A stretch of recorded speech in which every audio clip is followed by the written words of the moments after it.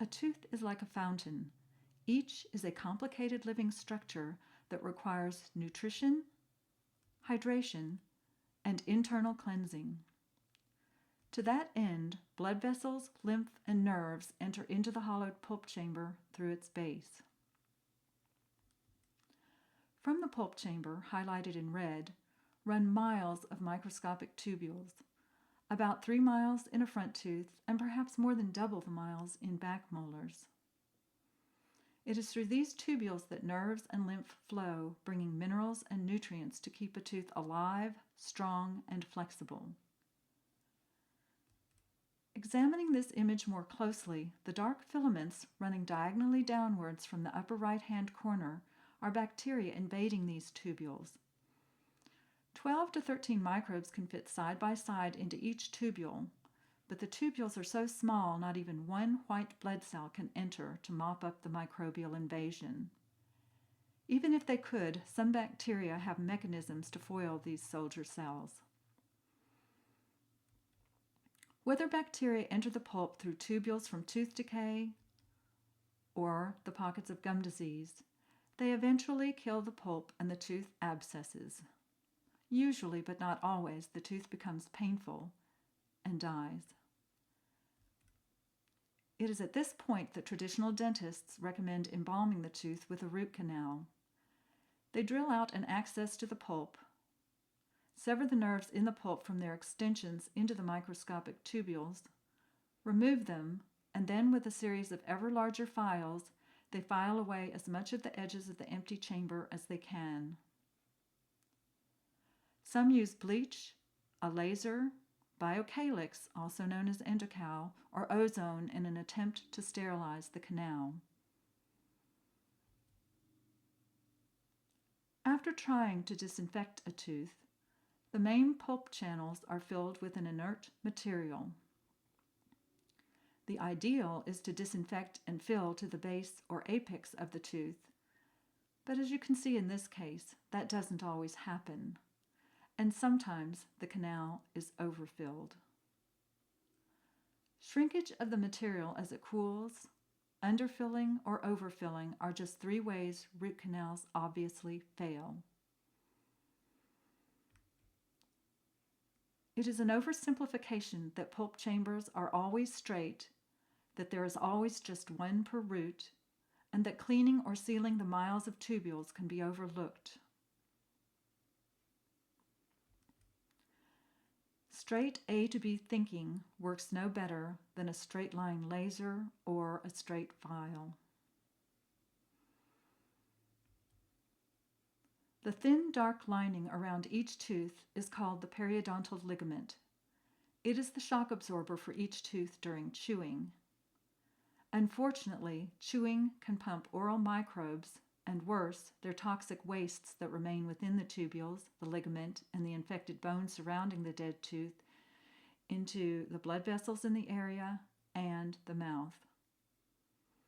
From here, they can travel virtually anywhere in the body, like joints, organs, and the brain.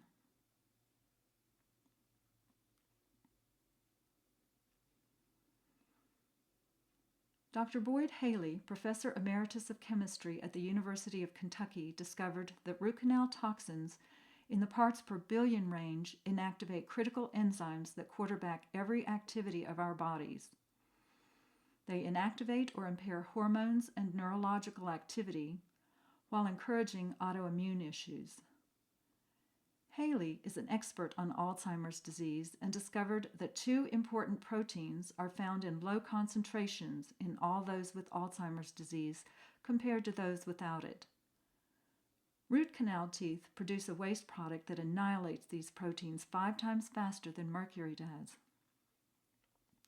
A milder example, if you have mercury fillings, a root canal, and digestive problems, know that anaerobic bacteria in root canal teeth create poisonous hydrogen sulfide and methyl mercaptan gases that, when combined with mercury and other heavy metals, destroy digestive enzyme activity, eventually leading to a wide range of gastrointestinal problems.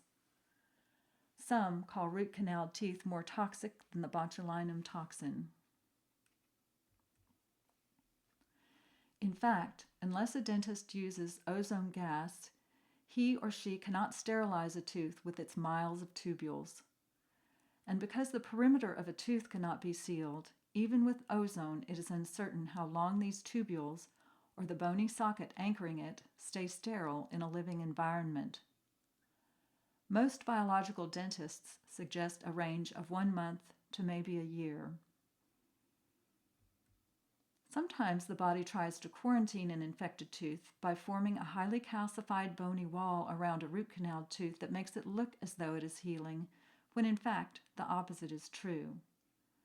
This is called condensing osteitis, and it looks super white on an X-ray.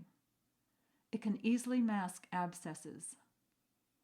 A dense bony wall encasing a brittle dehydrated tooth makes properly extracting root canal teeth an enormous yet critical challenge if one is trying to regain health and has decided to remove all root canal teeth.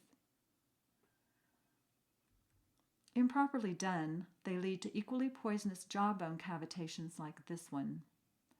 Cavitations, which is slang for osteonecrosis, are areas of somewhat liquefied dead jawbone colonized by anaerobic bacteria and their waste products. Trauma, smoking, and diabetes can contribute to their formation, but improper extractions and clotting or abnormalities are the biggest reason they form. Their toxicity is on a par with root canals, so it makes sense to also clean up jawbone cavitations when removing root canal teeth. Is it odd that cavitations, often resulting from dental procedures, are not recognized by traditional dentistry? Think about it. As a profession, we do better when we can point a finger to jawbone death arising from pharmaceutical drugs, like bisphosphonates, which are prescribed for osteoporosis or bone cancer, rather than pointing to our own profession. Testing a young oral surgeon, highly respected in traditional dental circles for his skill and brilliance, I recently queried him about them. He rolled his eyes and scoffed. Of course, cavitations exist. To help avoid cavitations after an extraction, a dentist must follow through as though he were finishing a cavitation surgery. He or she must thoroughly remove the ligament that surrounds the tooth, something most don't do. Additionally, at least 1 millimeter of bone should be carefully removed with a slow-speed drill and copious water spray.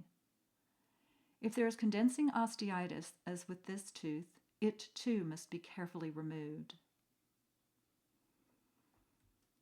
There are numerous additional adjuncts biological dentists use, such as irrigating the socket with an ozonated 5% concentration of magnesium chloride, ozone gassing the socket, and then filling with a biocompatible socket putty to control clotting problems. Many biological dentists will offer vitamin C, IV, and acupuncture or acupressure following the procedure to help clear meridians. Immune system support is always recommended. And of course, it works both ways. Getting rid of root canals, cavitations, and heavy metals surely lightens the immune system's load and is a good way to start a person's journey back to health. Root canal roulette? You decide.